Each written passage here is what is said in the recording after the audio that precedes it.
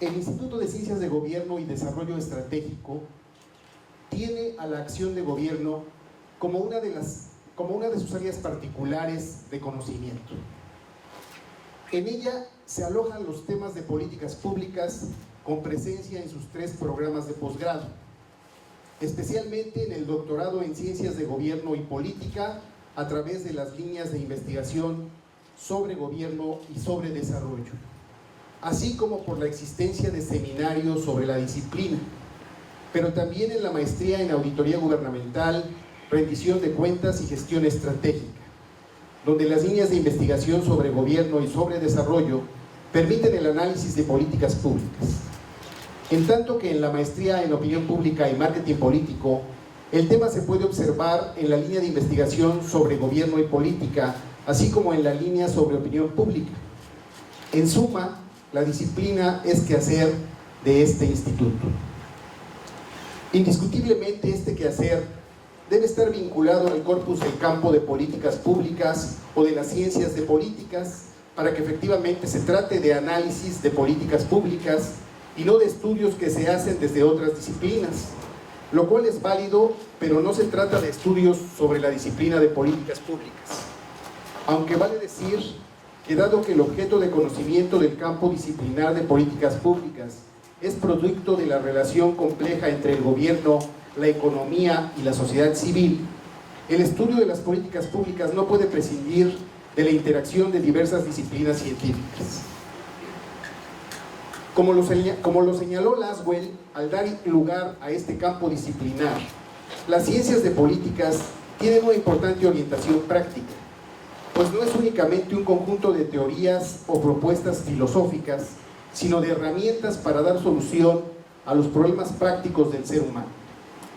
Sin embargo, el campo de políticas públicas también tiene una orientación normativa que responde al deber ser y a los valores, cuyo objetivo es lograr el desarrollo y hacer realidad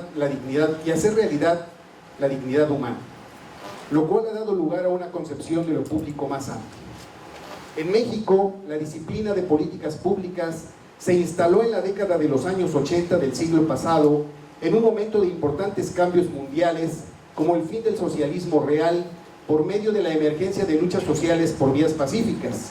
En América Latina, en el contexto de los procesos de democratización de la región y de transformación del estado de bienestar en otro estado que se justificaba por buscar la eficiencia y reducir la carga de demandas sociales que se fueron trasladando a lo que se denominó como el espacio público no estatal.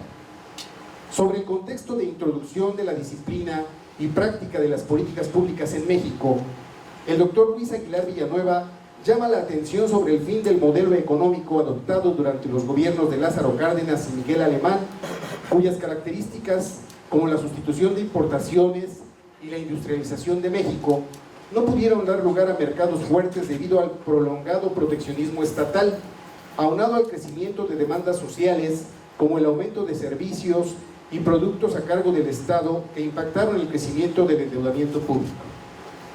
Junto con estas circunstancias, el autor señala lo que considera el desplome del sistema político mexicano, regido por el presidencialismo, el centralismo y el uso oportunista de la ley, la existencia de partido único y de sus organizaciones corporativas, como los antecedentes del reclamo social por la democratización del régimen que se expresaba mediante nuevas formas de organización con mayor pluralidad, independencia e involucramiento en el espacio público. De esta forma, nuestro autor considera que se abrieron en ese tiempo 2 grandes frentes de lucha por transformar el papel del Estado. Por un lado, a partir del reclamo de la democratización política que permitiera construir un orden de gobierno efectivamente democrático, y por el otro, por una acción de gobierno que fuera democrática y que buscara elevar la calidad de las decisiones haciéndolas racionales, es decir, informadas y analíticas, para ponderar opciones y asignación de recursos públicos, tratando de evitar futuras crisis económicas como las padecidas durante la década de los años 80 y 90. Estas aspiraciones sociales y objetivos de la actividad de gobierno requerían de la disciplina de políticas públicas como herramienta teórica y práctica. En México, las políticas públicas como campo disciplinar se ha visibilizado a partir de la creación de posgrados. Actualmente existen 3 doctorados y 11 maestrías, incorporados al Padrón Nacional de Posgrados de Calidad de CONACYT. La primera maestría sobre la disciplina de políticas públicas fue creada en el Instituto Tecnológico Autónomo de México, ITAM, en el año de 1991. El crecimiento de posgrados en políticas públicas observado durante ese año a la fecha es importante si se considera que en el mismo padrón de CONACYT existen otros 13 posgrados relacionados, como el caso de la maestría en periodismo sobre políticas públicas que ofrece el Centro de Estudios y Docencia Económica CIDE en Ciudad de México, de orientación profesionalizante, así como el doctorado en políticas públicas y desarrollo en la Universidad de Guadalajara, u otros posgrados sobre temas de gobierno, administración pública, asuntos públicos y ciencia política, en lo que se imparten materias de políticas públicas. En términos de la producción científica, el antecedente más importante del desarrollo de la disciplina en México fue el trabajo del doctor Aguilar Villanueva a partir de la labor de aglutinar a importantes académicos en seminarios de discusión de las obras más relevantes de autores clásicos de la disciplina, a propósito de la elaboración de sus famosas antologías que sirvieron para alojar la temática de manera más amplia en las universidades públicas, como fue el caso de la Universidad Autónoma Metropolitana, en la que como resultado de uno de estos seminarios se creó la segunda maestría en el área en 1994.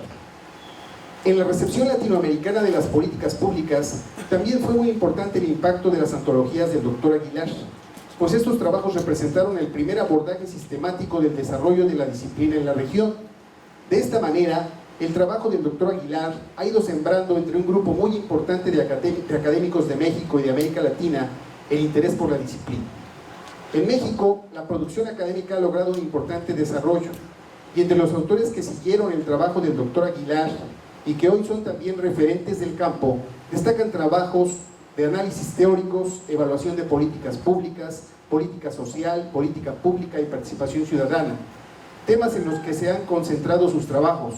Estos autores pioneros, en menor medida estos autores han abordado temas como hechura de políticas, política industrial, implementación y agenda. Además han realizado análisis de política pública articulados a fenómenos como la transparencia, la burocracia, la gobernanza y el desarrollo. Estos en mucho menos medida, lo cual representa una ventana de oportunidad para el desarrollo de líneas de investigación de instituciones como la nuestra. La búsqueda de la eficiencia del gobierno y el objetivo de lograr que su acción haga realidad la dignidad humana siguen siendo un gran pendiente en países como el nuestro.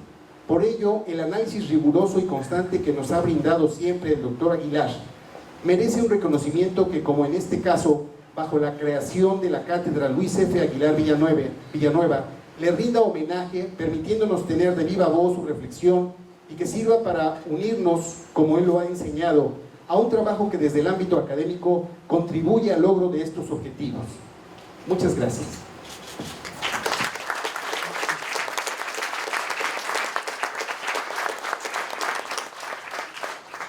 Muchas gracias, doctor Francisco, en esta breve, sin duda, descripción del campo disciplinario y los grandes aportes del doctor Luis Aguilar. Tiene el uso de la palabra el doctor Jorge Luis Castillo Durán.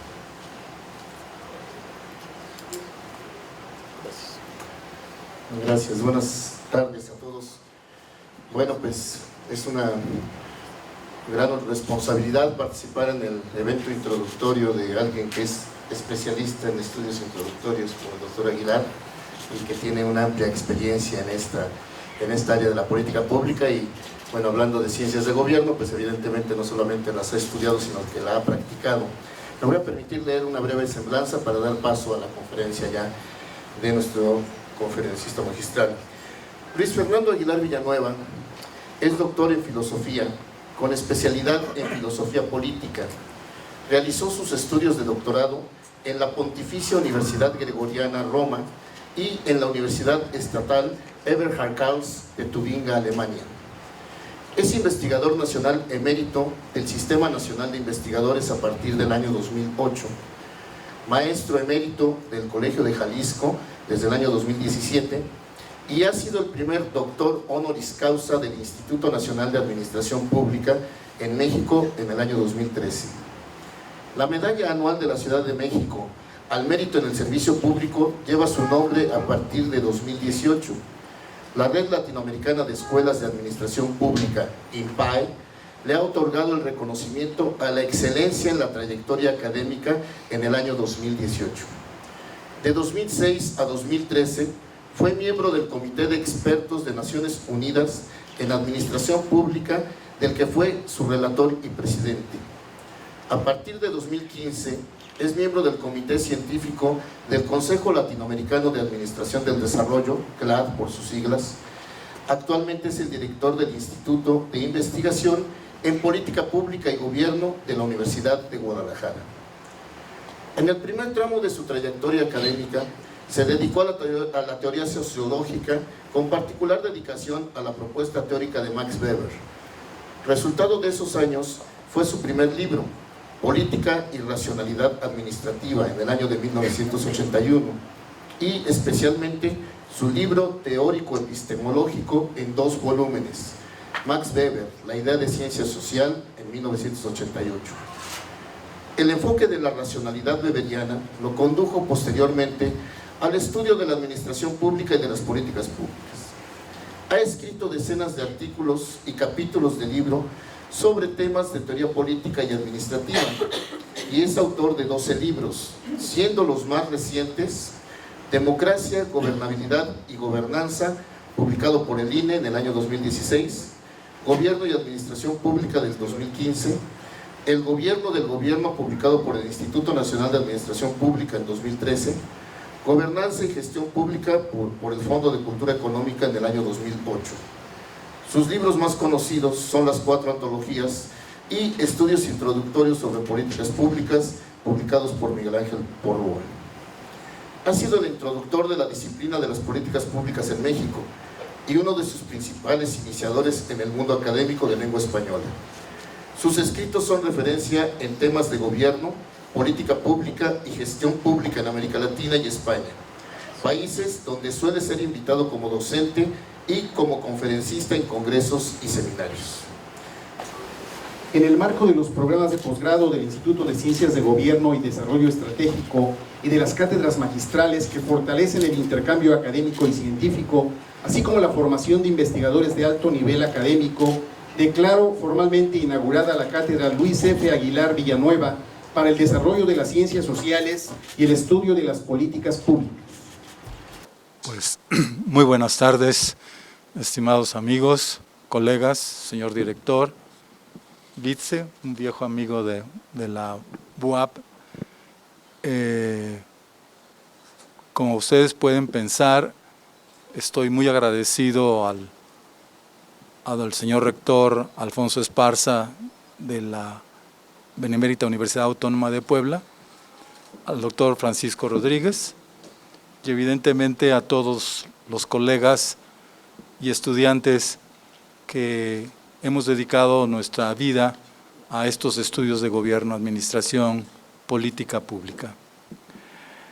La ventaja de la tercera edad avanzada, como es la mía, es que uno comienza a ser premiado, ¿no?, y condecorado de muchas maneras, y créame que eso para mí personalmente, como me imagino para otros colegas académicos, es muy gratificante porque es un reconocimiento al trabajo que uno ha hecho por muchos años y saber que tiene significación académica, ¿no?, y que tiene significación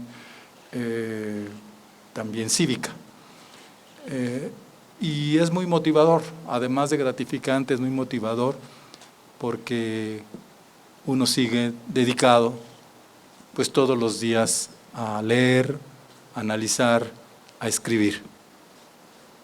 Yo en este momento llevo ya 2 años y medio y creo que saldrá esto a comienzos de enero, algo muy nuevo que me ha hecho estudiar mucho, que es la gestión del conocimiento en el sector público, pero en un sector público digitalizado. Entonces me he metido, como ustedes pueden imaginar, al estudio de los temas del gobierno electrónico, de gobierno abierto, de administración pública digital, y los que venimos de ciencias sociales o de la filosofía, como es mi caso, somos candidatos a naufragar, ¿no?, en este lenguaje tecnológico. Pero de todas maneras no es tan impresionante y lo que más importa es cómo se dirige la tecnología y específicamente cómo se dirige el conocimiento que produce y utiliza esa tecnología. Y ese es un tema que creo que se ha abordado más en el sector privado que en el sector público, y me he dedicado estos 2 últimos años y medio a este tema, que está en continuidad con mi interés académico sobre la racionalidad en la toma de decisiones públicas. Bueno, dicho esto, agradezco su presencia y voy a hablar sobre tiempos nuevos y nuevas exigencias para la disciplina de política pública. Según vea sus caras, termino corto o termino. Tengo un documento que dice versión provisional, primer borrador, que lo tiene Francisco, y que el que esté interesado se lo pide, y yo sí estaría muy interesado en recibir sus comentarios críticos y propuestas de mejora. Bueno, pues entramos. Es sabido que la disciplina de la política pública se enfoca en la acción directiva de los gobiernos con el fin de mejorar la efectividad de sus decisiones y acciones. Pero sabemos también que los gobiernos deciden y actúan en el marco de un régimen político específico y en un entorno social específico que cambian permanentemente, sacudidos por circunstancias, tendencias, decisiones colectivas impactantes. Con esto quiero decir que la política pública es una disciplina situada, es una disciplina contextualizada. No es una disciplina especulativa, atemporal, que evita el contacto con los hechos sociales y políticos y que no se interese en ellos. Al contrario, desde su origen es una disciplina que sigue de cerca la acción de los gobiernos y el modo como los gobiernos incorporan los principios y las normas del Estado, su relación con los poderes públicos del Estado y los demás actores del régimen político, así como observa el modo como los gobiernos se relacionan con los ciudadanos, cómo se enteran de sus problemas, necesidades, aspiraciones, sufrimientos y cómo los recogen y procesan. La política pública es sin duda una disciplina estructurada conceptualmente, pero arraigada en el terreno real de la vida política y social. Como decía, es una disciplina situada. No cambia el objeto de conocimiento de la política pública, que es la decisión directiva de los gobiernos. Tampoco cambia su objetivo de conocimiento, que es fundamentar en el conocimiento el proceso de decisión directiva a fin de que sea eficaz, sea efectivo. Tampoco cambia la estructura decisional del gobierno y de cualquier decisión, que tiene un componente valorativo que determina los fines y un componente factual que determina las acciones para realizar los fines. Pero las decisiones del gobierno sí cambian, porque cambian periódicamente sus titulares, que tienen otros planes y programas, otras prioridades de acción, otro estilo de gobernar, otros compromisos con los ciudadanos, así como cambia el entorno político, económico y social del gobierno, que plantea otros problemas y otras necesidades. La disciplina no cambia, pero los tiempos sociales cambian. Son tiempos nuevos. Entonces hay que preguntarse qué va a hacer la disciplina ante estos tiempos nuevos. La disciplina sigue enfocada en entender cómo la sociedad y los gobiernos forman su agenda, sus planes y proyectos, cómo definen los problemas que consideran problemas públicos, cómo llegan a conocer las causas que los ocasionan y están al origen de su crecimiento y agravamiento, cómo construyen gobierno y sociedad las opciones de acción o de política para abordar esos problemas, qué factores toman en consideración al elaborar las opciones y qué factores excluyen. ¿Quiénes son los que participan en las decisiones? ¿Cuáles son sus perfiles? ¿Por qué se eligen unas acciones y se descartan otras? ¿Cómo se comunica al público ciudadano la política seleccionada? ¿Cómo se les informa, se les explica, se les justifica la política tomada? ¿Cómo se implementan la política? ¿Por qué se ha escogido un programa de implementación y se ha dejado de lado otros? ¿Por qué se han escogido determinados implementadores y se han excluido otros? ¿Y cómo se evalúan? ¿Cómo se evalúan los resultados de la política seleccionada? ¿Con referencia a cuáles principios, cuáles estándares, con cuáles indicadores de desempeño o resultado? Bueno, la lógica de la disciplina sigue igual. Sus preguntas de conocimiento permanecen y son fundamentales, indispensables, pero agenda, problemas, opciones, decisiones, actores, comunicación, implementación, evaluación de las políticas cambian, ¿sí?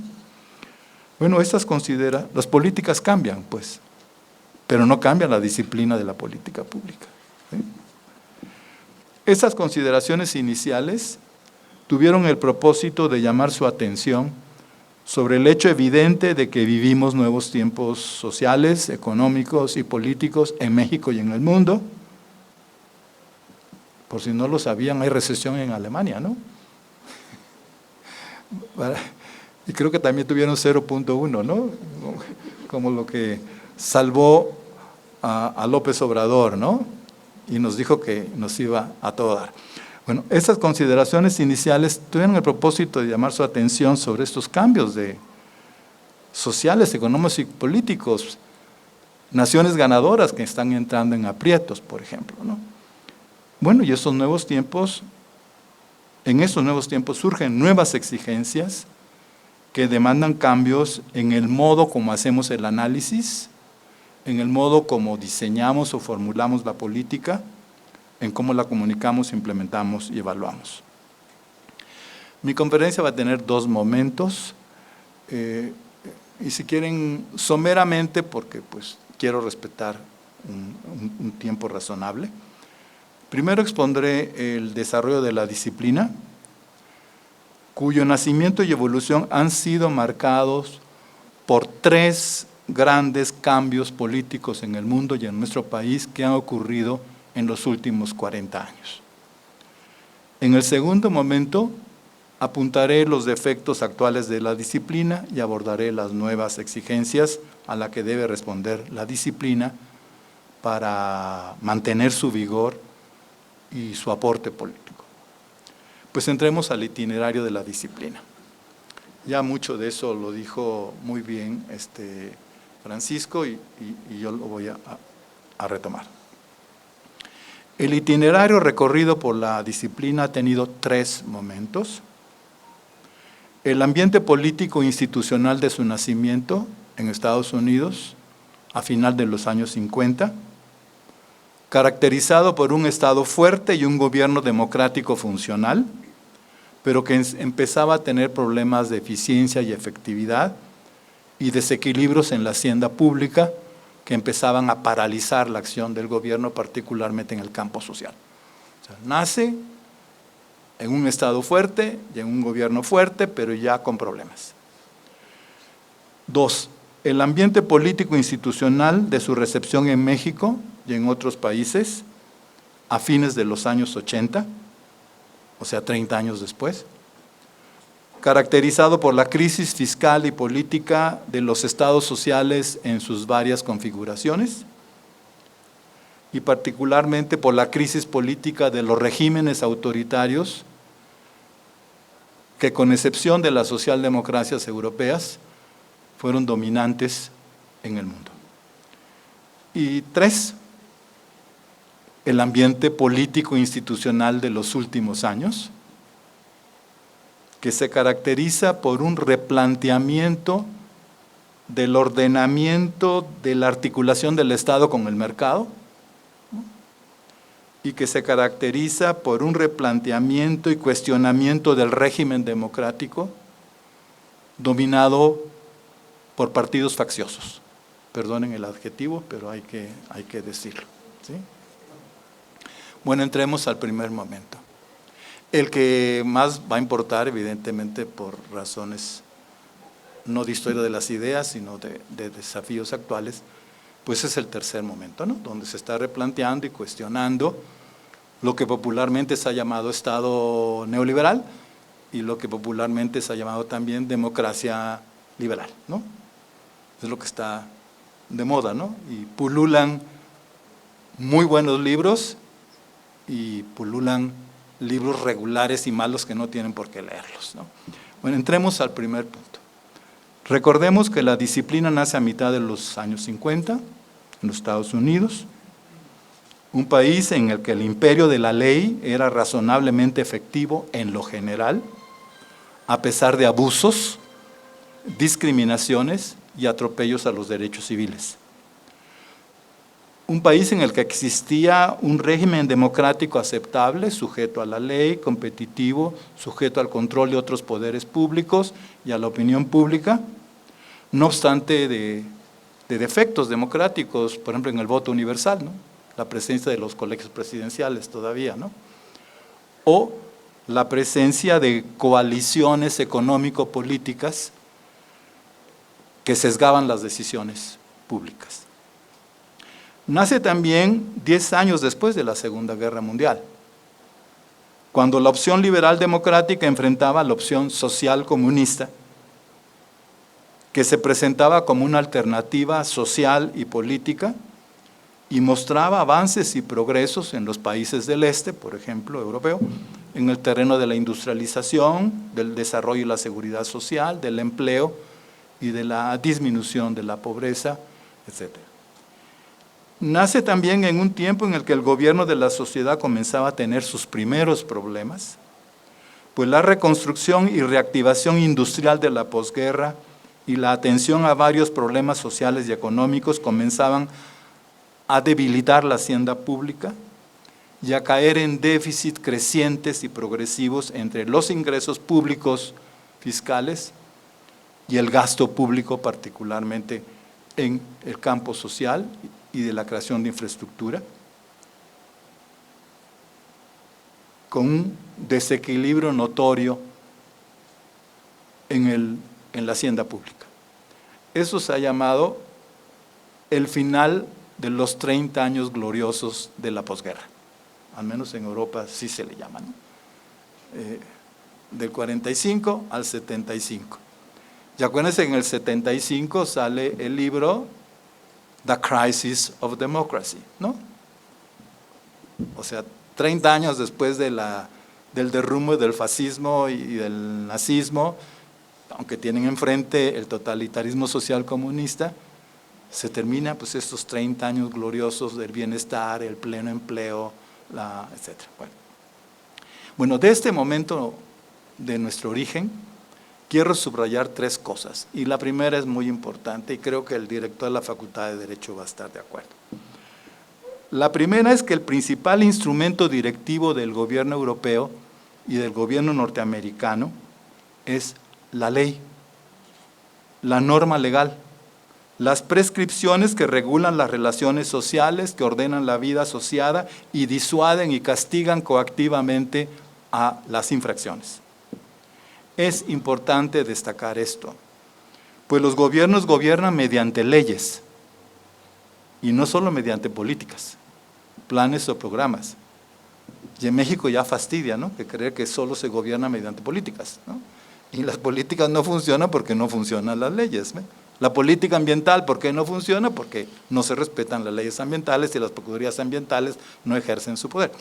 ¿No? Eso es muy importante. Nace en un Estado de Derecho la política pública, ¿no?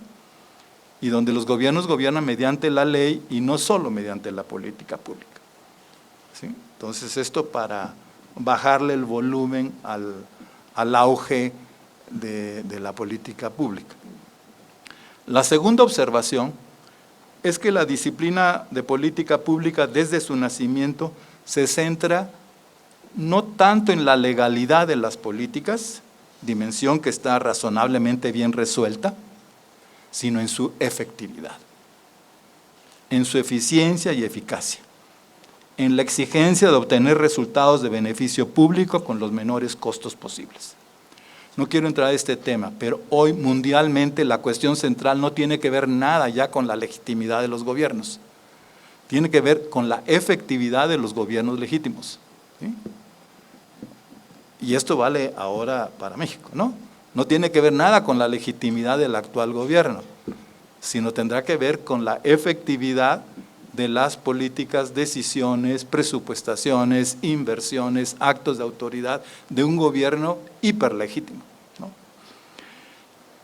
Bueno, el aporte de la política pública consiste en señalar que las decisiones del gobierno no podrán ser efectivas y dejar de ser promesas y aspiraciones, a menos que se basen en información correcta y actualizada y en conocimiento probado.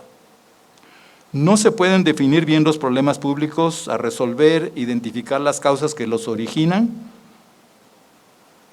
a menos que se tengan datos, que se tenga información, conocimiento, que permiten conocer la composición del problema, las causas de los problemas y calcular los efectos, costos y beneficios de las acciones que se consideran causalmente idóneas y eficaces para resolver los problemas. Esto es el gran aporte de política pública. Si a ti te interesa solo la legitimidad, bueno, estudia ciencia política, estudia sobre derecho, ¿no?, constitucional, derecho público, pero si además de la legitimidad te interesa la efectividad, pues no te queda más que o estudiar economía, finanzas públicas, o estudiar política pública, ¿sí? Esas son decisiones que hay que tomar. Quizás parafraseando, el gobierno no puede ser efectivo a menos que sea legítimo, sí estaríamos de acuerdo, ¿no? Si el gobierno no es legítimo, encuentra el rechazo social, la crispación social, la desobediencia social, pero no es al revés. El gobierno legítimo no es sin más efectivo. El gobierno efectivo no puede ser, no hay efectividad sin legitimidad, pero no vale lo contrario, ¿sí? Puede haber legitimidad sin efectividad. No, que lo quería decir mejor, pero perdóneme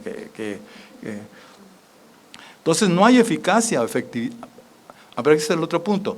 No hay eficacia o efectividad del conocimiento, no hay eficacia o efectividad de la política sin causalidad.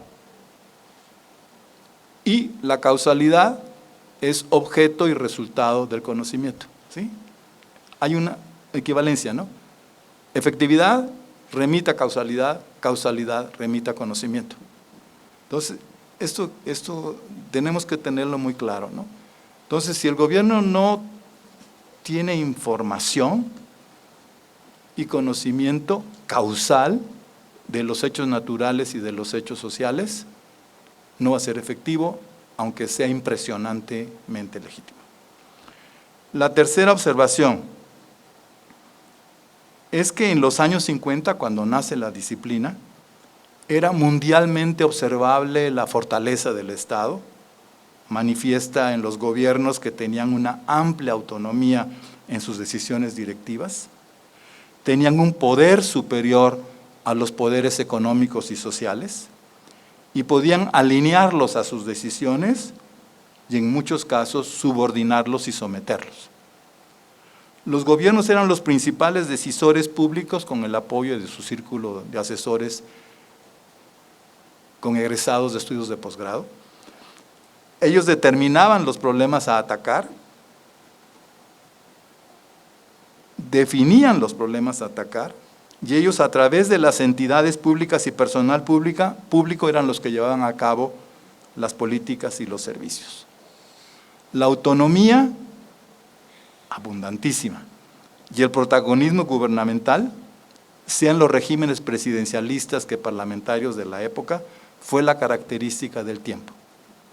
Y creo que hoy ya no es la característica del tiempo. Pregunten en Argentina, ¿no? El poder financiero es hostil a ciertos tipos de poder político. Y el poder financiero puede poner de rodillas a ciertos tipos de poder político. No quiero decir a todos los tipos de poder político. Es un tiempo nuevo, ¿no? Quizás no sé si está en el escrito, si lo toco después, lo que yo llamo que el problema actual hoy es la insuficiencia directiva del gobierno. No tanto la ineficiencia, sino la insuficiencia directiva. Él solo, con sus propias ideas, recursos, planes, programas, ya no puede dirigir una sociedad. requiere asociarse, conjuntarse, consensuar con el poder del conocimiento, con el poder económico, particularmente el financiero, que hoy es el dominante, ¿no? Con el poder tecnológico, ¿no? Etcétera. Bueno, pasemos, entonces es un nacimiento muy hermoso, ¿no? Primero, se gobierna por la ley y la política pública en el marco de la ley y con lealtad a la ley es el otro brazo operativo del gobierno. Dos, la política pública no se centra tanto en la legitimidad de las decisiones, sino en la efectividad de las decisiones, y la efectividad remite a causalidad y causalidad remite a conocimiento, ¿sí? Yo suelo decir, el poder no puede sin conocimiento. El poder puede mandarte a la cárcel, ¿no? El poder puede reprimirte y puede exiliarte, pero el poder no puede lograr educación de excelencia sin conocimiento, ¿no? Es que este boom desde el siglo XVI del Estado moderno y del poder soberano, pues es como que hay que empezarle también a bajar el volumen, ¿no? ¿Sí? El poder no puede sin el conocimiento. Y evidentemente los egresados de posgrado no crean que porque saben van a tener el poder, ¿no? Eso no vale el razonamiento al revés. Bueno, dos. Pasemos ahora a la recepción de la disciplina en México y en los demás países del mundo. Yo estuve en el 87 y en el 88 en Berkeley, metido en política pública, y en ese momento habían otros 3 europeos metidos en política pública, como que todos estábamos descubriendo política pública en los años 80, ¿no? Un suizo, un italiano, y el otro ya no me acuerdo quién era. Sí, bueno, la recepción de la disciplina, con interés y hasta entusiasmo, se debió a que en los años 80 se manifestó crudamente la crisis fiscal o financiera de los estados sociales en sus diversas formas, socialdemócratas, demócratas cristianos, socialistas, y en el caso latinoamericano y mexicano, estados sociales desarrolladores, más que de bienestar, ¿no? Eran estados de desarrollo social, ¿no? Y en esos años también ocurrió la crisis política de los regímenes autoritarios, civiles o militares, que caracterizaron a varios estados sociales. Piensen en América Latina, en México, en Europa misma. 1989, como nos dijo Francisco, es la caída emblemática del muro y la desfiguración de la opción comunista, a pesar del actual Putin, ¿no? Pero que es la opción rusa más que la opción comunista, ¿no? Sí, estaríamos de acuerdo. La crisis fiscal, que impedía a los gobiernos cumplir sus funciones públicas, mantener el impulso económico y que los obligó a rebajar sus niveles, cobertura y calidad de los servicios públicos en salud y en educación, por ejemplo, y a frustrar las demandas y expectativas sociales. La crisis fiscal fue fundamentalmente una crisis por inefectividad, una crisis por ineficiencia, sobre la que había advertido pioneramente la disciplina de política pública y había elaborado modelos de análisis de políticas costo eficientes y costo efectivas. En cambio, la crisis política del autoritarismo, por sus abusos, corrupción, atropellos, homicidios, ¿no? Fue una crisis por ilegitimidad, por inconstitucionalidad, por ilegalidad. En esta segunda crisis, la disciplina de política pública no tenía nada o mucho que decir, como sí la tenía en la crisis fiscal por inefectividad. Pero la política pública sí señaló en nuestro medio que las equivocaciones e ineficiencias costosas y nocivas de las decisiones de los gobiernos se debía no solo a la carencia de información, conocimiento y análisis y cálculo, sino sobre todo al hecho de que los gobiernos autoritarios carecían de controles. lo que los hacía propensos al error decisional y a no aprender de sus errores porque era bajo el costo político de sus equivocaciones.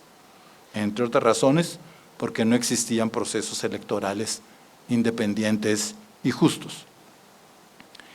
En México, la crisis fiscal de nuestro Estado desarrollador, al final del sexenio de López Portillo, que destruyó capitales, patrimonios, fuerza de trabajo calificada y proyectos de vida, la crisis fiscal fue el detonador para estudiar y acoger la disciplina de la política pública, que se difundió primero en las instituciones académicas y después en la sociedad política y civil.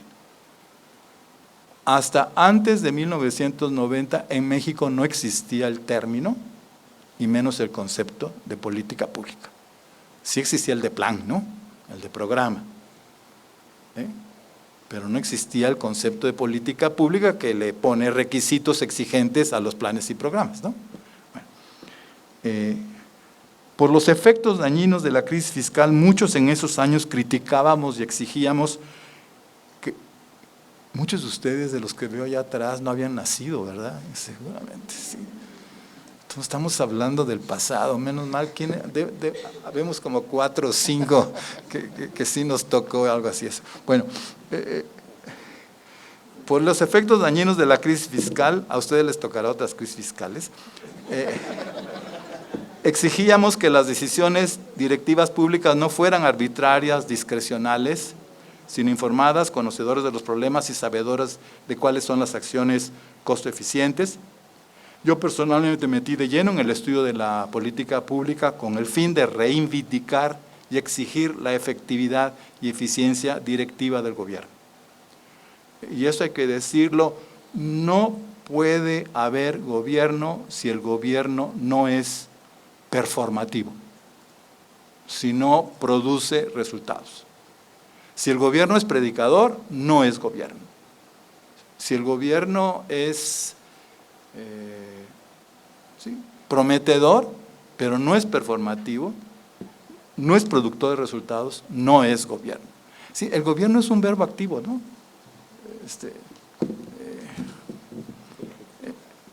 Ejecutivo, sí.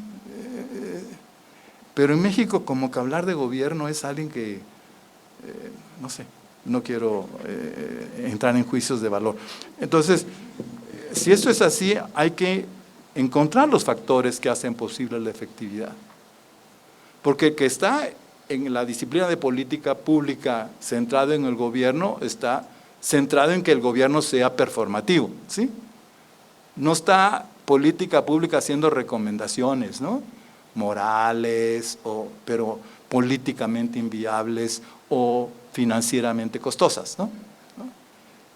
¿Ok? Pero, también lo dijo Francisco, la contribución mexicana y la contribución latinoamericana, además de insistir en la efectividad, ha sido también reivindicar y reconstruir la naturaleza pública de las decisiones directivas del gobierno. La intencionalidad pública que implica legalidad. La búsqueda del interés público que no puede ser tergiversado y trivializado con los intereses y beneficios de clientelas electorales, empresas particulares, colegas o familiares. Y también reivindicamos mucho en la naturaleza pública de la política la participación ciudadana. Yo creo que, a diferencia de la producción norteamericana, la latinoamericana sí insistió, además de la efectividad de la política pública, en la naturaleza pública de la política. Creo que eso es la reivindicación de la naturaleza pública que protagonizó nuestra disciplina en los años de la transición democrática, no creció, porque la transición democrática en México, que fue la respuesta a la crisis política del autoritarismo oficial, se centró en la alternancia electoral,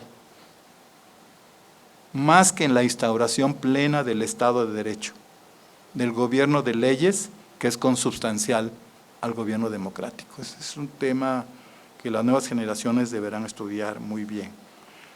Los transicionistas intelectuales y políticos jamás tuvieron el concepto de que el gobierno democrático es el gobierno de un Estado de derecho, ¿no? Solo después, entonces les interesó solo el proceso electoral, la alternancia, cómo destituir y sustituir, cómo sacar al PRI de los pinos, como se decía, ¿no? Bueno, y después, ¿qué sigue? Ni un transicionista, díganme los intelectuales, desde la democracia sin adjetivos hasta el último que quieran, jamás se plantearon el problema de que el gobierno democrático se basa en gobierno de leyes, que gobierna un Estado de derecho, no gobierna cualquier tipo de Estado. Porque además el gobierno democrático no es posible, ni viable, ni compatible con cualquier tipo de Estado, a menos que sea Estado de Derecho, porque se reconocen libertades en el Estado de Derecho, ¿no? Bueno, pero nos cayó el 20 después, de que el gobierno democrático es gobierno de leyes, y que sin gobierno de leyes no podrá ser jamás gobierno representativo y responsivo, agente de dirección de la sociedad. Entendimos también que el gobierno democrático, no por ser elegido y supuestamente representativo, es efectivo. Hay democracias fallidas, incompetentes e ineficaces. Y mucho del resurgimiento de los populismos o de los autoritarismos es por el arreglo democrático capturado partidistamente que lo ha hecho inefectivo. Bueno, en lo que me quiero, no sé, me salto muchas cosas, pero acuérdense que en esos años no solo fue la democratización, la transición democrática, sino fue la política de ajuste, ¿no? Ante la crisis fiscal, para responderla, superarla y sanear la hacienda pública, se introdujo la política de ajuste en dos sentidos, ¿no? Esto es lo que sí quisiera llamar la atención. El ajuste entre los ingresos tributarios, fiscales, y los gastos públicos para sanear la hacienda pública, y más importante, porque es lo que está hoy en el centro de la cuestión, el ajuste entre las regulaciones del Estado, entonces extensas e interventoras, y las libertades de los mercados. O sea, tenías que ajustar ingreso-gasto para que el Estado pudiera seguir cumpliendo sus funciones públicas, y tenías que ajustar regulación estatal y libertad de los mercados para reactivar el crecimiento económico y el desarrollo social. En este segundo sentido es muy interesante porque a regañadientes el Estado reconoce que solo con intervencionismo, dirigismo y poder político no se logra crecimiento económico, a menos que pongas en juego las libertades del mercado, evidentemente reguladas, pero menos reguladas que como estaban antes. Esto es lo que va a ocurrir en esos años y es lo que hoy está siendo cuestionado. La política de ajuste, ¿se acuerdan?, exigió redimensionamiento del sector público, reformas fiscales, reformas administrativas, descentralizaciones, desregulación económica, apertura de los mercados, contratación de privados para la provisión de bienes y servicios públicos, privatizaciones de empresas públicas, creación de organismos constitucionales autónomas. En suma, hubo un reordenamiento del Estado y del gobierno en el que se reconoció constitucional y legalmente un mayor rol e importancia a los mercados, y se estableció una nueva relación entre regulación del Estado y emprendimiento de los mercados, y que se justificó como la condición necesaria para reactivar el crecimiento y un crecimiento sostenido, el bienestar y la seguridad social. Este fue el arreglo denominado Estado neoliberal, ¿no? Y esto es a partir de los años 80, ¿no? Thatcher, Reagan, de la Madrid Salinas, para Fujimori, iba a decir Macri, pero no Macri, pero es Macri también, pero el que estaba, Menem, etcétera, ¿no? Y es lo que ha tenido que hacer Grecia, lo que está haciendo España, que todavía le está cayendo el 20, que tiene que hacer política de ajuste, Italia mismo, ¿no? Toda la Europa mediterránea están haciendo lo que nosotros hicimos en los años 80, ¿no? Sí. Bueno, el consenso neoliberal fue mundialmente dominante desde mitad de los años 80 y su presencia sigue activa y se argumenta por razones de insuficiencia financiera, tecnológica, cognoscitiva de los estados, o mejor dicho, de los gobiernos de los estados, para no confundir estado con gobierno. Bueno, ok. Pero hoy estamos en otro tiempo, ¿no? Sí, el primer tiempo, que es el auge del estado de bienestar y del desarrollo, es 45-75, ¿no? Por decir algo. Y lo pongo con el libro The Crisis of Democracy, ¿no? Que ya es una advertencia y que da paso al consenso neoliberal. Y el estado neoliberal o democracia liberal, pues pónganselo 85-2015.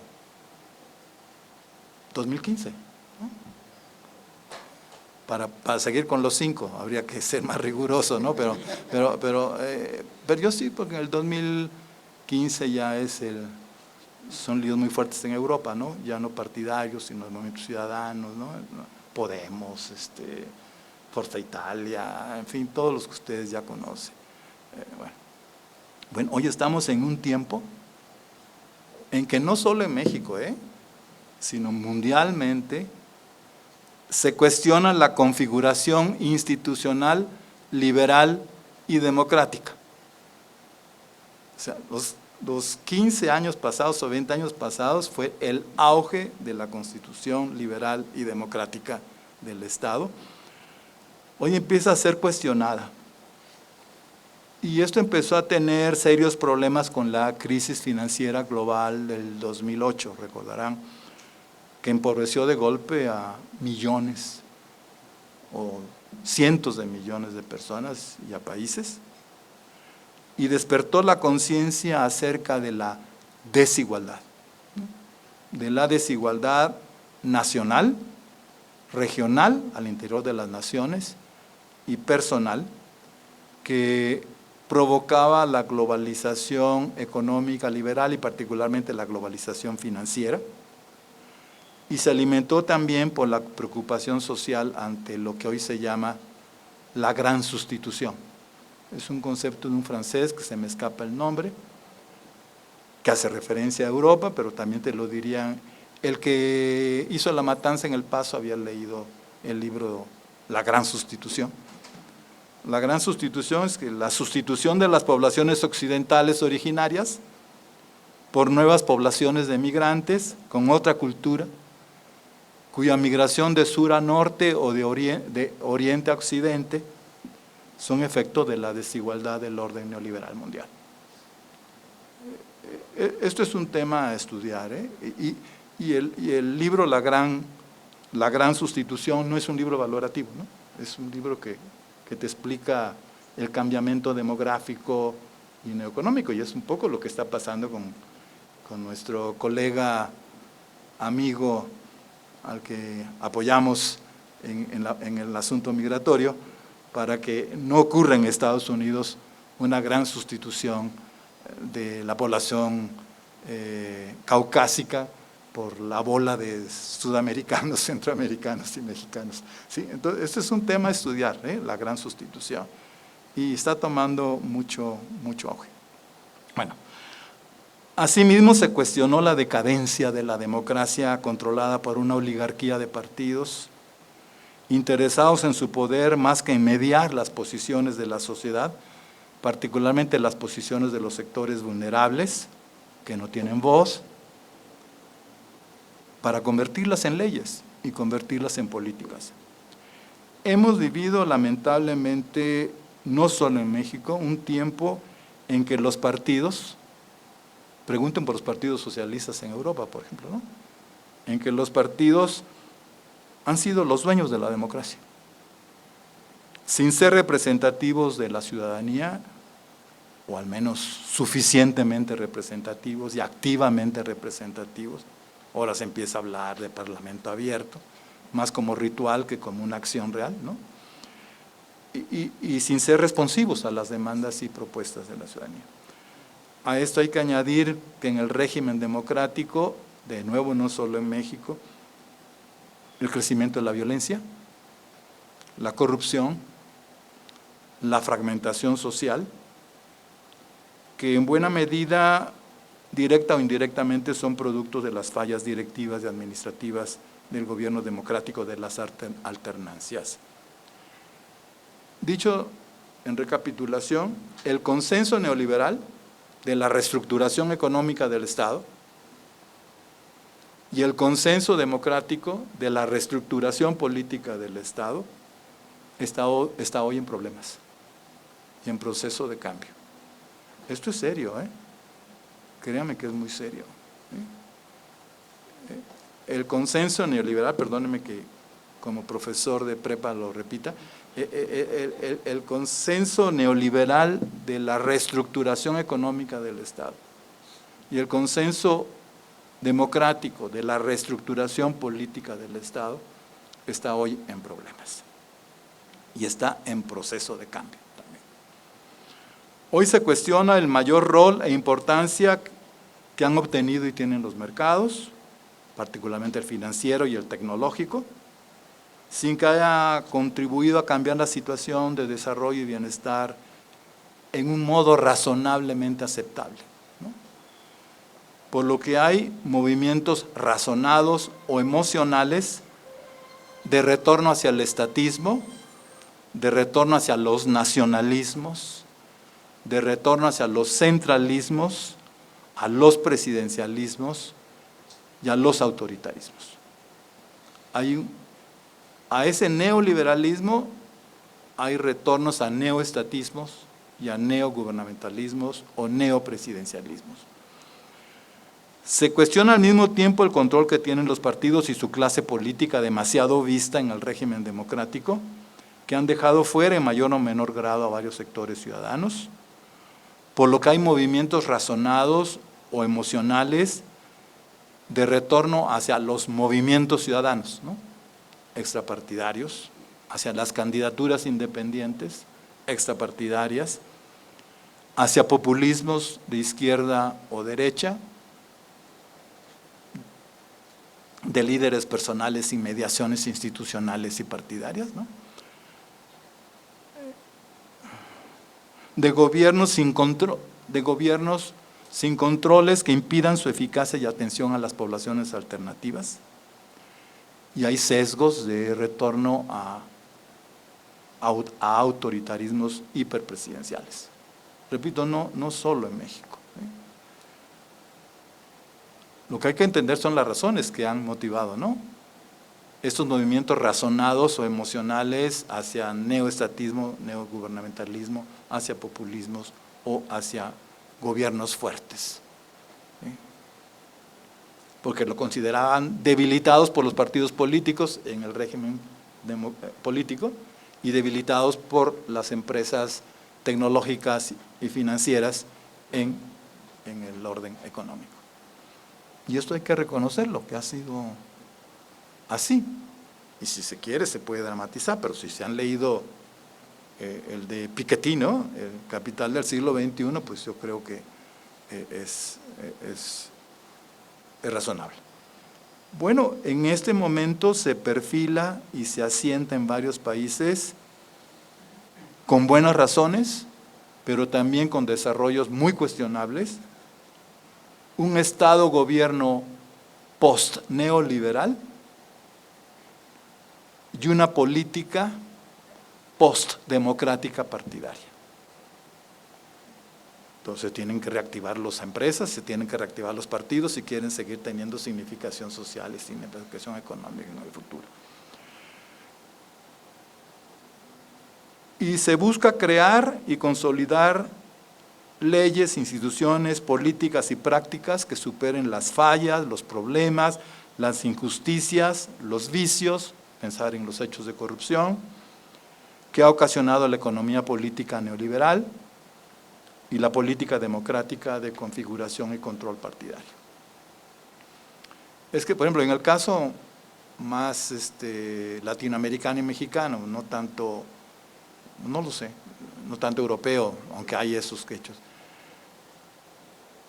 el mayor rol de los mercados y por ende privatizaciones, contrataciones y licitaciones de las empresas para provisión de bienes y servicios públicos, asociaciones público-privadas, estuvieron marcadas e incrementaron la corrupción, ¿no? Tanto en el sector público como en el sector privado, ¿no? Y esto pues, fue inaceptable, ¿no? O es inaceptable. Y evidentemente la inteligencia social castiga estos vicios, ¿no? Bueno, estamos en un nuevo tiempo político institucional que toma distancia y rechaza el pasado tiempo y arreglo político institucional y que evidentemente plantea problemas al análisis, a la formulación de las políticas públicas, etc. Bueno, ese es el primer apartado, imagínense. Pero yo sí quería que viéramos los tres momentos, porque entre los pocos de la tercera edad que estamos aquí, vivimos los tres momentos, ¿no? Muchos de ustedes nada más están viviendo el segundo y el tercero, ¿no? Pero el segundo fue posible por la crisis del primero, ¿no? Y el tercero está siendo posible por los problemas o la crisis del segundo, ¿no? Y si no se tiene claro el bosque, uno se pierde en el anecdotario, ¿no? Y esto, créame que molesta mucho en muchos países, ¿no? El anecdotario del PRD, de Morena, de Rosario Robles, de López Obrador, ¿sí? No, yo creo que es más grandote, hay que ver, están en juego cosas mayores. ¿Sí será tan fácil crear un Estado post-neoliberal? ¿Y qué vas a hacer con el crecimiento económico, no? Sin las empresas de mercado, ¿qué rol les vas a atribuir? ¿Qué fallas vas a corregir? ¿O crees que el gobierno es suficiente por lo cual él puede? ¿No? O si vas a hacer una democracia postpartidaria, ¿eso va a ser fácil? ¿Va a traer solo efectos positivos? Si te interesa un poder ejecutivo sin intermediarios, directo a las poblaciones, ¿sí? ¿Eso va a ser fácil? ¿Cuáles van a ser sus efectos? Es lo que tenemos que pensar. Hay un cambio en la reconfiguración del Estado, por la vertiente económica y por la vertiente política, y entonces entendamos la complejidad y no nos perdamos en las mañaneras, ¿no? Sí estamos de acuerdo. O sea, las mañaneras es interesante para los que están en la acción política y económica de todos los días, pero los intelectuales, por más que hagan política pública performativa y activa, pues no podemos estar perdidos en el día a día, ¿no? Tenemos que ver un poco más. Bueno, el mundo ha cambiado y sin embargo muchos de nosotros seguimos practicando la política pública de la misma manera, ¿no? Y muchos la siguen practicando, hombre, basta conocer a nuestros colegas, la siguen practicando como si vivieran en el primer tiempo, ¿no? Un gobierno que diseña los planes de desarrollo estatal, municipal, con su círculo de asesores egresados de la BUAP, del ITAM y de la UDLA, ¿no? Y otros que lo practican más ya en el segundo tiempo, ¿no? En coproducción, coautoría, corresponsabilidad de gobierno y sociedad, ¿no? O de empresa privada y gobierno público, ¿no? Yo soy de esos. Mis años fueron del segundo tiempo, ¿no? E hice política pública en el marco del segundo tiempo, con la mentalidad del segundo tiempo y para el segundo tiempo, ¿no?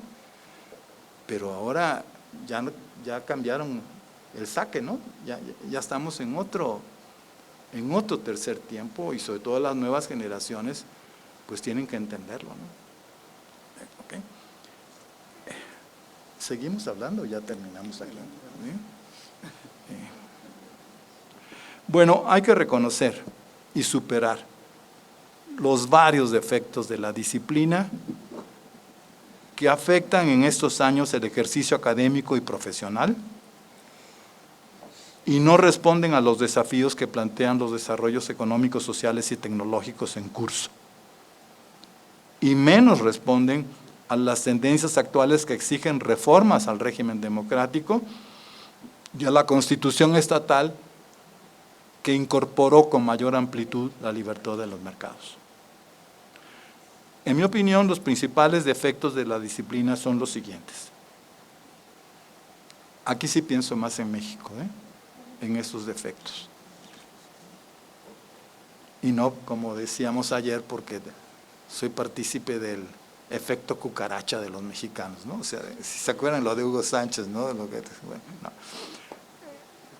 1. El persistente enfoque gubernamental del análisis y diseño de las políticas. Aunque Francisco nos habló de un espacio público no gubernamental, la mayor parte de los analistas que conozco tienen síndrome gubernamental, ¿sí? Ellos diseñan, piensan las políticas desde un enfoque gubernamental, como si estuvieran en el primer tiempo, ¿no? Y la aspiración de muchos de ustedes va a ser cómo entrar al círculo cerrado de los asesores importantes de los gobiernos. Entonces, esto hay que recomendar. Lo gubernamental no necesariamente es público, ¿sí? Tiene más características lo público que lo gubernamental. 2, otro gran tema, la fragmentación particularista de las políticas. ¿Sí? Tú haces política de salud, pero no piensas en política de educación, no piensas en política comercial, no piensas en política ambiental o en política de seguridad. La fragmentación particularista de las políticas.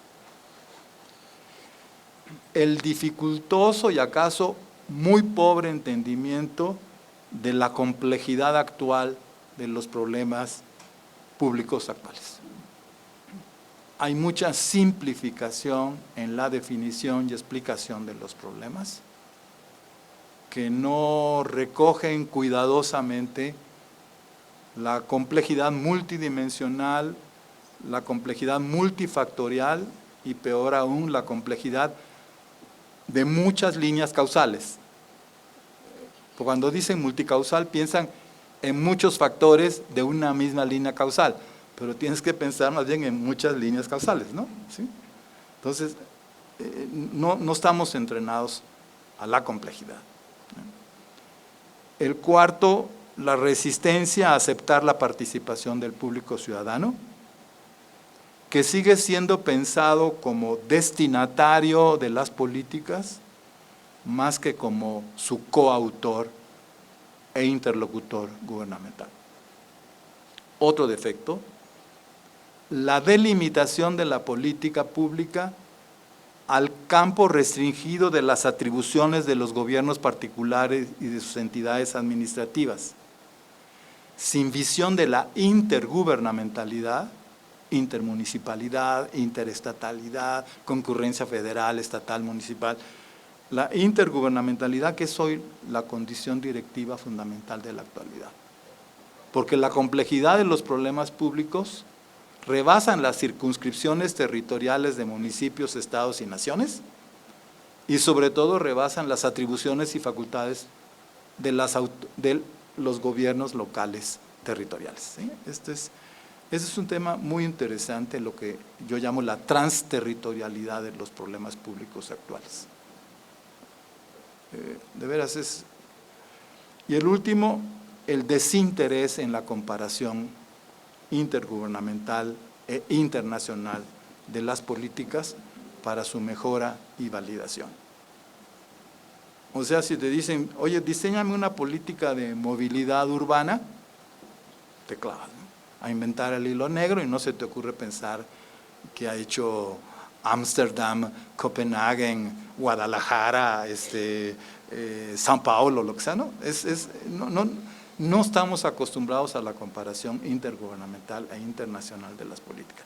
Hablamos mucho de buenas prácticas y las buenas prácticas requieren una comparación. Sin embargo, hay muchos temas, por ejemplo, Medellín, ¿no? Colombia es muy en cosas urbanas es muy dominante y es muy imitado, ¿no? Hay un benchmarking muy importante eso, ¿ok? Entonces es enfoque gubernamental, fragmentación particularista, reducido manejo de la complejidad, resistencia a la participación ciudadana, delimitación al campo restringido de las atribuciones y facultades de los gobiernos, desinterés en la comparación intergubernamental. Esos son los defectos que empíricamente se pueden probar que tiene nuestra disciplina.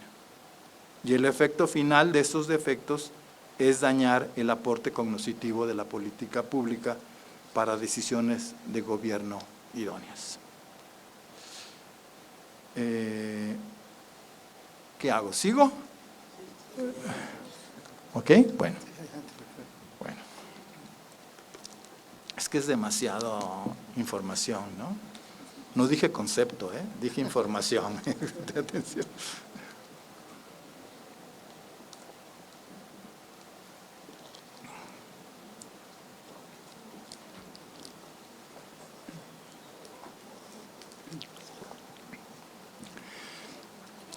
Aquí voy a saltar, pero repito, está el texto a la espera de sus cuestionamientos.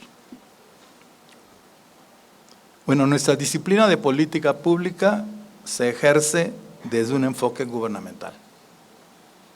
Por ejemplo, yo coordino un instituto que se llama de Gobierno y Política Pública y me la paso diciendo que cuando digo gobierno es una cosa y política pública es otra.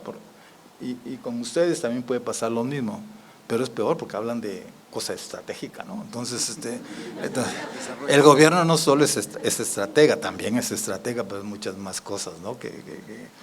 Y que aunque se desarrolla estratégicamente, no necesariamente incrementa su capacidad directiva, sino que es un componente la visión estratégica para la dirección. Bueno, entonces, nuestra disciplina se ejerce desde un enfoque gubernamental y los criticones dirían desde un enfoque gubernamentalista, ¿no? Según el cual el contenido de la política es elaborado y decidido por el círculo de expertos del gobierno, su implementación se efectúa por las entidades del sector público y los ciudadanos son entendidos como los destinatarios o beneficiarios de las políticas que no tienen la posibilidad o la facilidad, aunque tengan el derecho, de influir en la formación de la agenda del gobierno, en la definición de los problemas, en la elaboración y ponderación de las opciones de acción, en la decisión, en la comunicación y en la efectuación. Aquí viene el punto debatible. El gobierno es sin duda el conductor y coordinador de la acción colectiva de la sociedad, ¿sí? El gobierno es sin duda el conductor y el coordinador de la acción colectiva de la sociedad. Pero en las últimas décadas se ha puesto en evidencia no solo sus irregularidades e ineficiencias, sino su insuficiencia directiva, en razón de que los gobiernos no poseen todos los recursos necesarios para estar en aptitud de dirigir. No poseen los recursos financieros.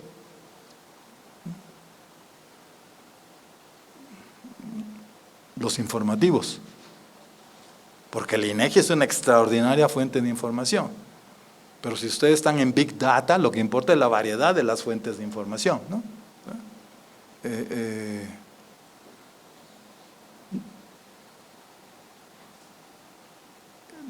Dudo de que el INEGI, atención, para mí el INEGI es de lo máximo que tiene este país, ¿no? Y es una referencia internacional impresionante.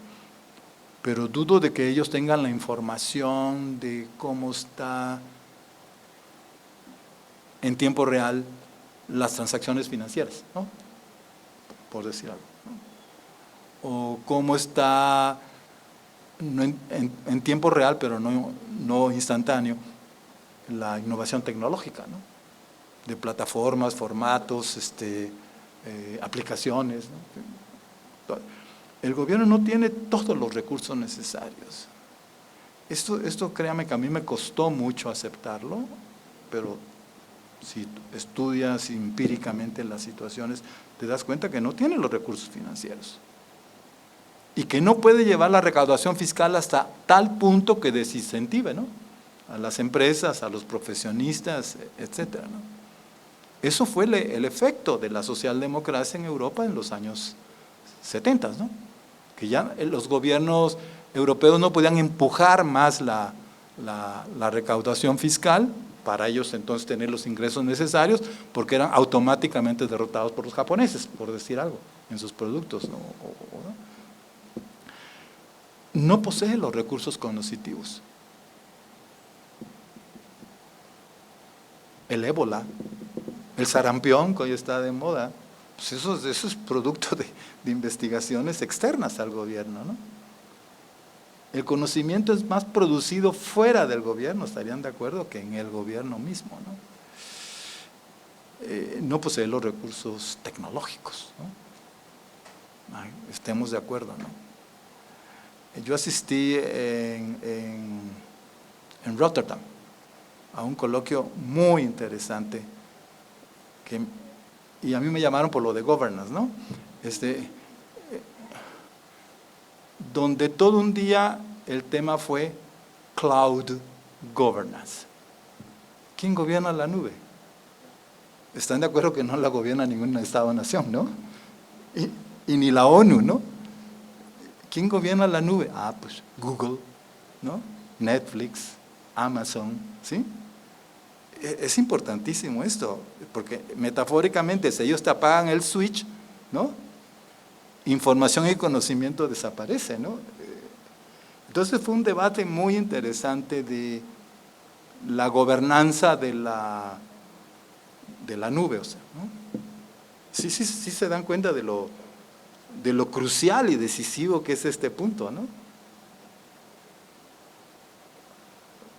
Imagínense cuando se incremente la inteligencia artificial. Eso estábamos a años, ¿eh? Los sistemas administrativos de los estados, todos manejados por inteligencia artificial. Ayer salió una nota del SAT, ¿no? Que va sobre inteligencia artificial, ¿no?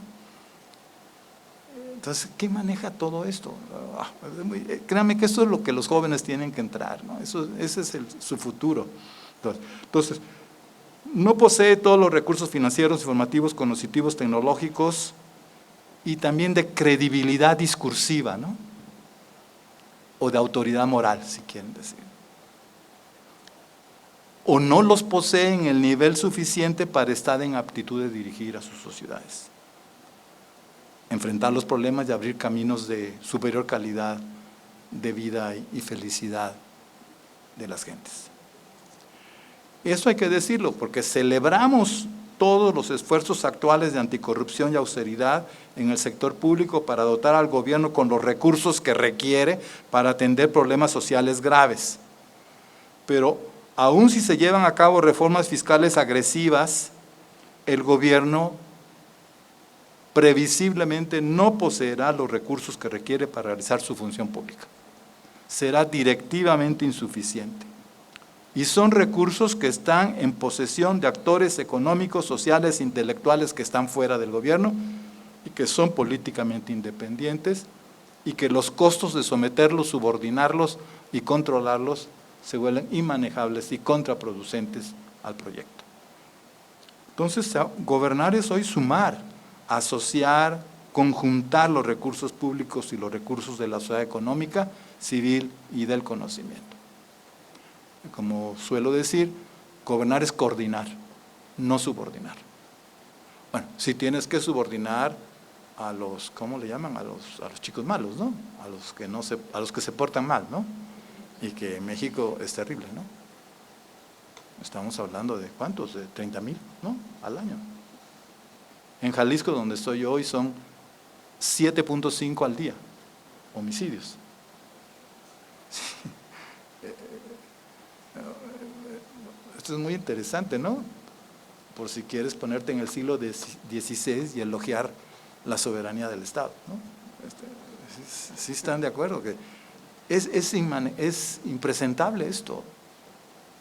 30,000 muertos el año pasado, ¿no? O por redondear cifras, ¿no? Y va igual, ¿no? O supuestamente. Bueno, la insuficiencia gubernamental, como la empresarial, que también es insuficiente, como la personal, la nuestra es insuficiente, son el efecto de cambios en estas décadas. Ese es un tema muy bonito, léanlo después. La sociedad actual ha crecido en independencia, pero al mismo tiempo ha crecido en interdependencias. ¿Sí estamos de acuerdo? Más independiente eres, más necesitas de interdependencias con los demás. Porque eres independiente en la toma de decisiones de tus objetivos, ¿no? Pero para la realización de los objetivos preferidos tuyos, requieres de intercambios, interlocuciones, interdependencias con otros actores, ¿no?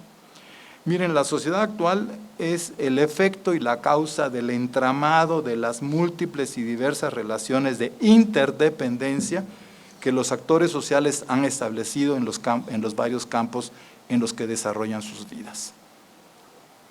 Y lo más notable, el número, la variedad, la articulación y la intensidad de las relaciones de interdependencia entre los actores sociales son el origen de la complejidad, de la configuración y funcionamiento de la sociedad actual.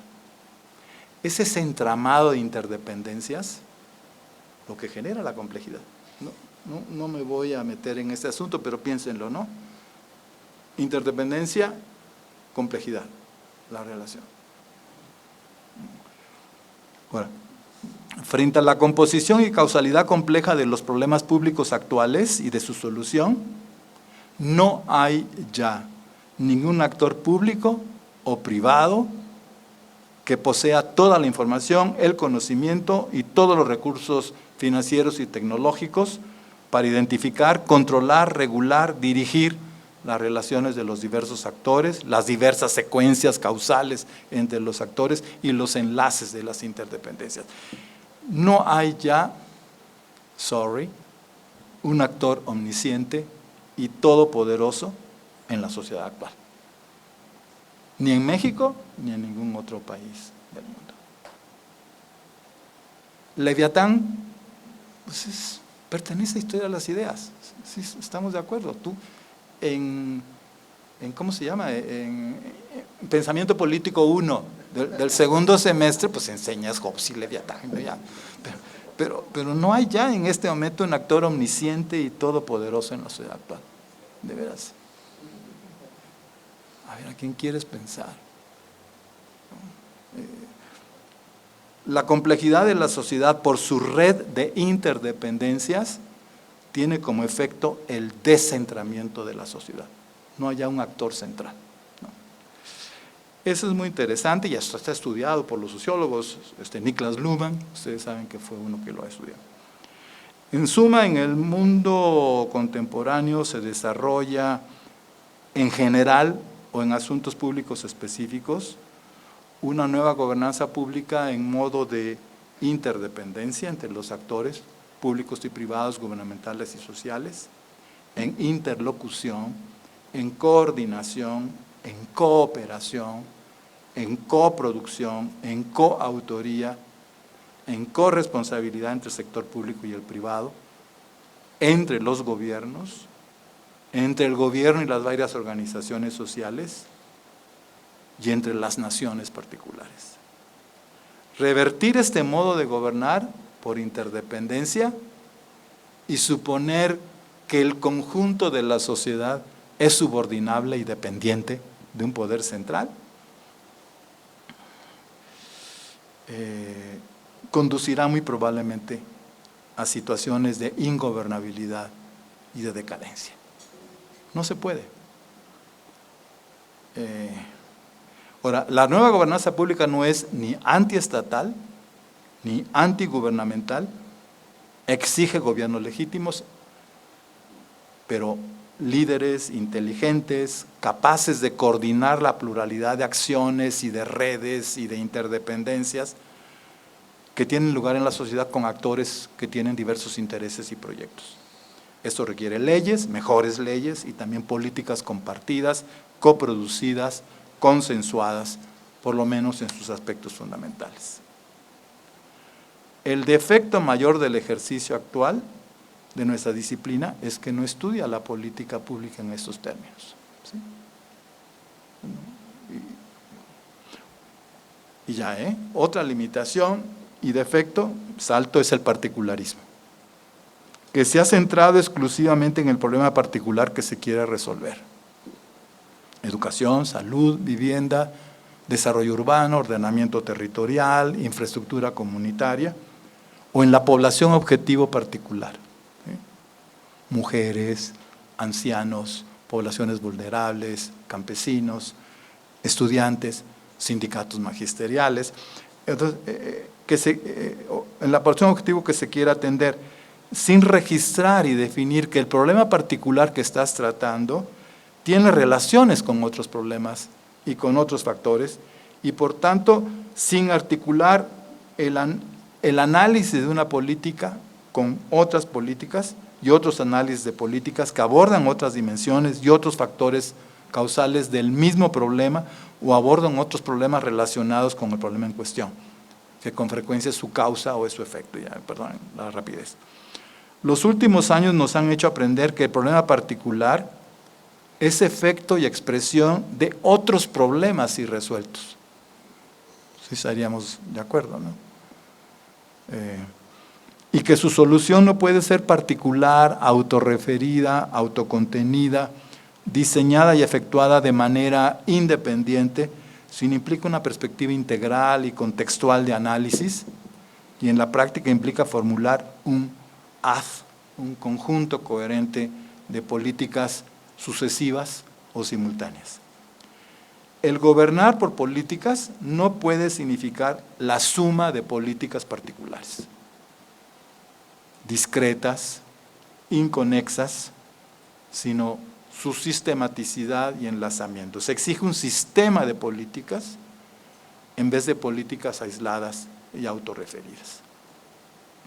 Esto es muy importante porque se acuerdan que el presupuesto mexicano no es un presupuesto por políticas, ¿no? Es un presupuesto por programas. Entonces la política educativa creo que tiene 100 y pico de programas, ¿no? Y si tú te examinas los objetivos, acciones, destinatarios, tiempos de los 100 y pico de problemas, lo que vas a encontrar es inconexión, incoherencias, contradicciones, ¿no? Entonces requieres un sistema de programas para que se hable de política pública y requieres un sistema de políticas públicas para que hables de un gobierno efectivo, ¿no? Y de un gobierno público. Este es un punto importante. La disciplina nos ha ayudado a ver muy bien los árboles, los asuntos particulares de gobierno, pero hemos perdido de vista el bosque, que la vieja planeación, al menos discursiva, de la rectoría gubernamental lo tenía, ¿no? Esto a pensarlo. Una última observación precautoria.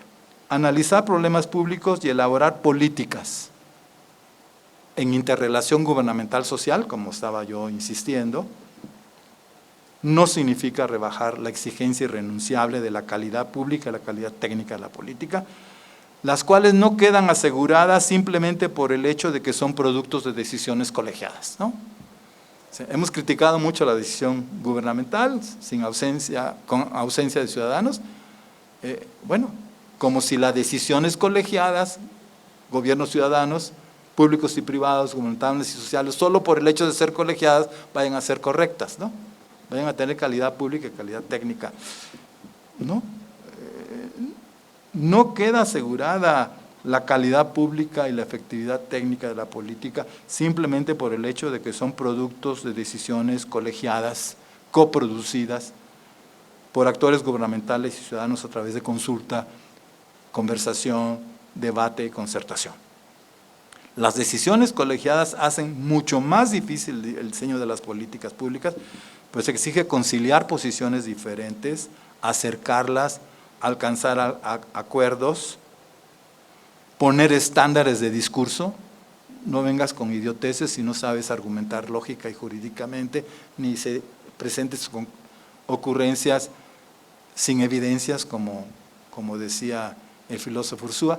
Sí, esto es importante, es más difícil las decisiones colegiadas.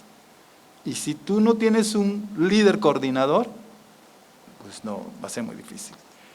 En suma, la disciplina de política pública, si no quiere volverse un capítulo de la historia de las ideas y mantener su contemporaneidad, debe identificar la trayectoria real de las políticas que siguen a su vez la trayectoria de las transformaciones político-institucionales del Estado y del régimen político, que fue lo que dije, ¿no? Lo que es inalterable y debe permanecer sin cambio es nuestro compromiso con el principio de la disciplina, que es la exigencia de la naturaleza pública y la exigencia de la efectividad de las decisiones directivas con base en el conocimiento. ¿Sí? Y por eso lo dije, el poder no puede sin el conocimiento. Puede mandar, reprimir, controlar, pero no puede hacer cosas, no puede efectuar, no puede tener resultados sin el aporte de datos, información y conocimiento. La referencia del poder político, por un lado, es la ley y por otro lado es el conocimiento. Y bueno, y si estamos en una universidad, pues dedíquense enteramente al conocimiento. Bueno, pues perdónenme, yo ya terminé y muchas gracias por su atención.